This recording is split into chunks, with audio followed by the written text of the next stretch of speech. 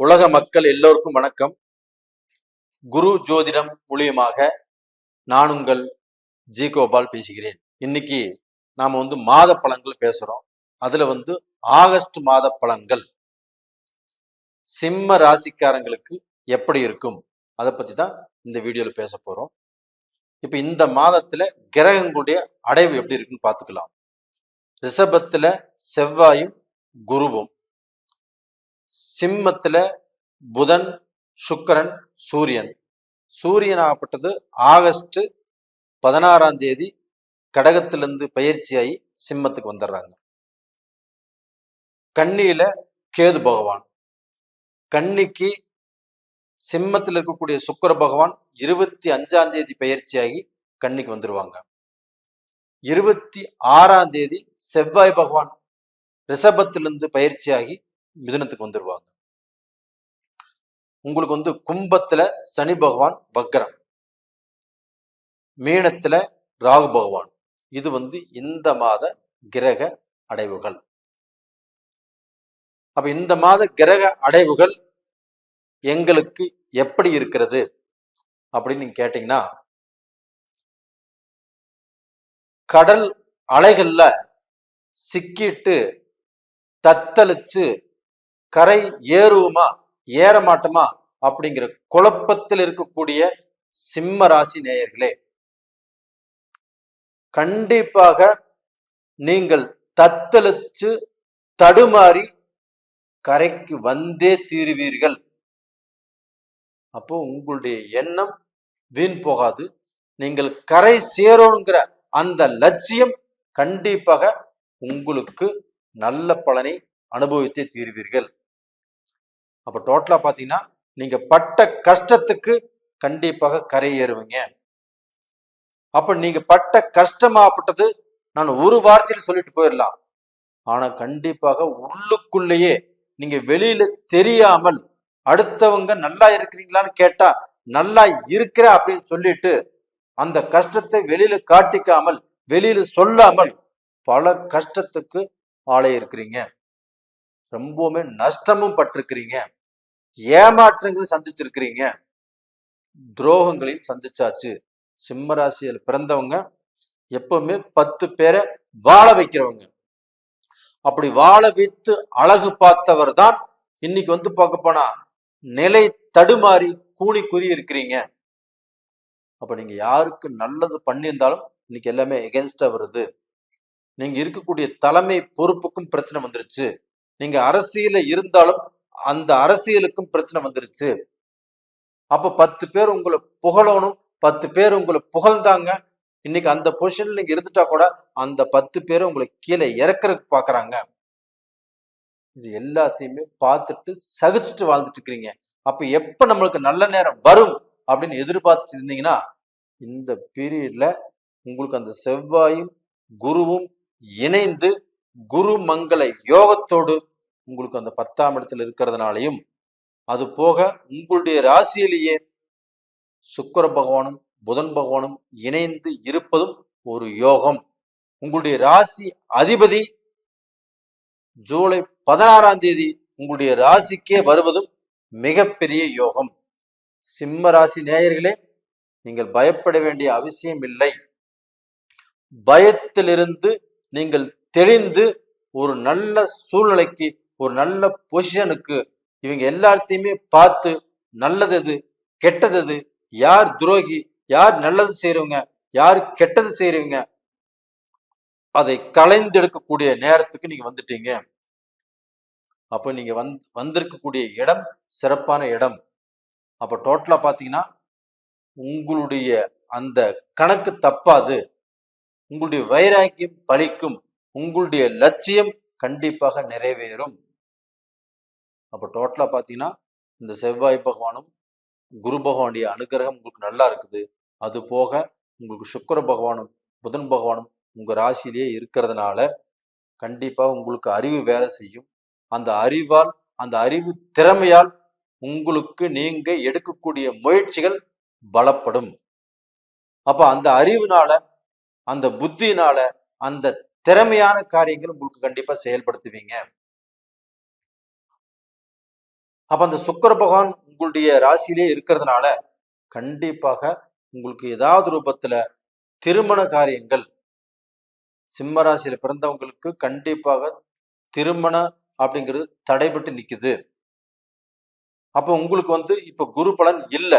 சுக்கிர பகவான் ராசியில் இருக்கிறதுனால கண்டிப்பாக உங்களுக்கு ஏதாவது ரூபத்துல திருமணம் செய்யக்கூடிய வாய்ப்பை உருவாக்கி கொடுப்பார். அப்ப நீங்க பார்க்கக்கூடிய பொண்ணுக்கோ பார்க்கக்கூடிய மாப்பிள்ளைக்கோ எதிர்பால் இனத்தவருக்கு அந்த குரு பலன் இருந்தால் கண்டிப்பாக அது உங்களுக்கு ஒர்க் அவுட் ஆகும். அப்ப இந்த பீரியட்ல சுபகாரியங்கள் பேச்சு பேசலாம். அது போக பாத்தீங்கன்னா உங்களுக்கு குழந்தை பாக்கியத்தால் சில தடைகள் இருக்குது. அவங்களுக்கு வேலை கிடைக்கல, அவங்களுக்கு கல்யாணம் ஆகல, அவங்களுக்கு முன்னேற்றம் இல்லை, அவங்க செஞ்ச பிசினஸ்ல நஷ்டம், அவங்க எப்ப நல்ல நிலைமைக்கு வருவாங்க அப்படின்னு குழப்பத்தில் இருக்கிறீங்க. அந்த குழப்பங்களும் இந்த பீரியட்ல கண்டிப்பாக தீரும். அப்ப உங்களுக்கு 7ஆம் இடத்துல சனி பகவான் இருந்து உங்களுக்கு கஷ்டத்தை கொடுத்தாரு. உங்களுடைய ஓட்டத்தை நீங்க எவ்வளவு வேகமா போனீங்களோ அதை தடுத்தாரு. உங்களுக்கு நஷ்டத்தை கொடுத்தாரு. யாரை நம்புனீங்களோ அவங்க மூலியமா பிரச்சனையை கொடுத்தாரு. இன்னைக்கு அந்த கஷ்டத்தையும் நஷ்டத்தையும் யாருக்கும் காட்டிக்காத வாழ்க்கை வாழ்ந்துட்டு இருக்கிறீங்க. ஒரு சிலர் ஆகப்பட்டது வாழ்க்கையே போச்சு, நீ என்னடா பண்றது, நீ எப்படிடா நம்ம பிழைப்பது அப்படிங்கிற வேதனையான வாழ்க்கை வாழ்ந்துட்டு இருக்கிறாங்க. அவங்க எல்லாத்துக்குமே இந்த பீரியட்ல கண்டிப்பாக நல்ல பொசிஷனுக்கு நீங்க வருவீங்க. உங்களுடைய ராசி அதிபதி உங்களுடைய ராசியிலேயே ஆட்சி ஆகிறாரு. உங்களுக்கு சுக்கிரனுடைய பலம், புதனுடைய பலம், செவ்வாயுடைய பலம், குருவுடைய பலம் அருமையா இருக்குது. எதற்குமே பயந்துக்க வேண்டிய அவசியங்கிறது இல்லை. அப்ப நீங்க தொழில் மாறணுமா மாறலாம், இடமாற்றங்கள் நல்லா இருக்கும். நீங்க ஸ்டேட் விட்டு வேற ஸ்டேட்டுக்கு போய் வேலை செய்யணுமா தாராளமாக செய்யலாம். நீங்க வெளிநாட்டுல சிங்கப்பூர், மலேசியா, தாய்லாந்து, இந்தோனேஷியா, அது போக கனடா, ஆஸ்திரேலியா, இப்ப இங்கிலாந்து, இந்த மாதிரி கண்ட்ரியில் நீங்க எல்லாம் வாழ்ந்துட்டு இருக்கிறீங்கன்னா கண்டிப்பாக நிறைய சோதனைகளும் நிறைய கஷ்டங்களும் நிறைய பிரச்சனைகளை சந்திச்சு வாழ்ந்துட்டு இருக்கிறீங்க. அந்த பிரச்சனைகளிலிருந்து விடுதலை ஆகுறீங்க. கண்டிப்பாக இது நடக்கும். அப்ப இந்த பீரியட்ல நீங்க கொஞ்சம் நிதானம், கண் முழித்திருந்து நம்மளுக்கு எது நல்லது எது கெட்டது அப்படிங்கிறத சூஸ் பண்ணணும். அப்போ உங்களுக்கு அந்த ராசி அதிபதி உங்க ராசிக்கு வந்ததுனால ரொம்ப ஸ்ட்ராங் ஆயிருவீங்க. நீங்க அந்த சுக்கிரனாலும் புதனாலும் உங்க அறிவு கண் திறக்கும். சுக்கிரனால் கண்டிப்பா உங்களுடைய வாழ்க்கையில நீங்கள் வளர்ச்சி அடைவீங்க. அப்ப இப்போ நீங்க ஜாக்கிரதையா இருக்கக்கூடிய டைம் என்னன்னு அப்படின்னா 2ஆம் இடத்துல கேது இருக்கிறாங்க.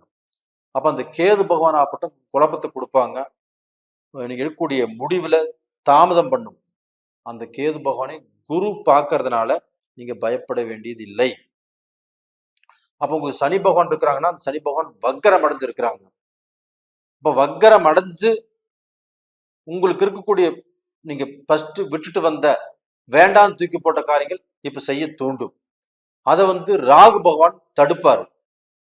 அப்ப அந்த ராகு பகவானால கண்டிப்பா சில குழப்பங்களும் சில பிரச்சனைகளும் வாழ்க்கையில சில தடைகளும் கண்டிப்பாக உருவாகும். அப்ப அந்த இடத்துல கொஞ்சம் நிதானமாக இருந்து செயல்படுங்க. உங்க குடும்பத்திலையும் சில பிரச்சனைகள் குழப்பங்கள் வர்றதுக்கு வாய்ப்புகள் இருக்குது இந்த ராகு பகவானால. இந்த ராகு பகவானால நீங்க பொண்ணு பார்க்க போறீங்க, மாப்பிள்ளை பார்க்க போறீங்க, இதனாலையும் சில தடைகள் இருக்குது. இது எல்லாமே கொஞ்சம் நிறுத்தி நிதானமாக யோசனை செய்து நீங்க முடிவு செய்யுங்க. சிம்ம ராசிக்காரங்களே, உங்க வாழ்க்கையில நல்லது 70% இருக்குன்னா 30% கெடுதல் இருக்குது. அந்த 30% உங்களுடைய அறிவுனால, உங்களுடைய புத்தினால, உங்களுக்கு வேண்டப்பட்ட குருமார்கள்னால, உங்களுக்கு அறிவு சொல்றதுனால அதை கேட்டு தெரிஞ்சு நடந்துக்கோங்க. சீனியர் சிட்டிசனும் அவங்க இருந்த இடத்துலயே அப்படியே இருந்துக்கணும். உங்களை தேடி வரக்கூடிய பிரச்சனைகளை பாருங்க. நீங்க தேடி நான் பிசினஸ் பண்றேன், அதை பண்றேன், இதை பண்றேன், நான் இன்வெஸ்ட் பண்றேன் அப்படின்ட்டு எதுக்கும் போகாதீங்க. இப்ப கொஞ்சம் அமைதியாக இருங்க.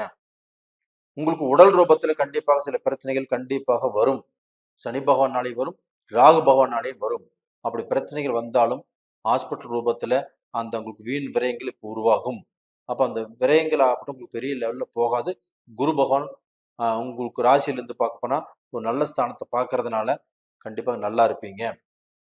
அப்ப டோட்டலா பாத்தீங்கன்னா இல்ல அரசிகளும் ரொம்பவுமே சிக்கல்ல இருந்து எந்த முடிவும் எடுக்க முடியாமல், மாமியார் ஒரு பக்கம் சொல்லுவாங்க, கணவர் ஒரு பக்கம் சொல்லுவாங்க, இந்த வீட்டுக்கு எவ்வளவு நல்லது செஞ்சாலும் நல்ல பேர் இல்லை, கணவனாலையும் நல்ல பேர் இல்லை, மாமியார்னாலையும் நல்ல பேர் இல்லை, சொந்த பந்தத்தினாலையும் பிரச்சனைகள். அப்ப நீங்கள் தெளிவாக இருந்து உங்க மனசுக்கு பட்டதை செஞ்சு நல்ல முடிவெடுத்து நல்லா இருங்க. பிரச்சனைகளை சந்திக்கக்கூடிய சூழ்நிலை வரும், அதனால பயப்பட வேண்டியதில்லை. அந்த பிரச்சனைகளும் உங்களுக்கு சாதகமாக முடியும். தைரியமாக இருங்க. அப்ப டோட்டலா பார்த்தா இந்த பதிவு பிடிச்சிருக்குன்னு நினைக்கிறேன். பிடிச்சிருந்தா லைக் பண்ணிக்கோங்க, சப்ஸ்கிரைப் பண்ணுங்க, உங்க சொந்த பந்தங்களுக்கு அனுப்புங்க.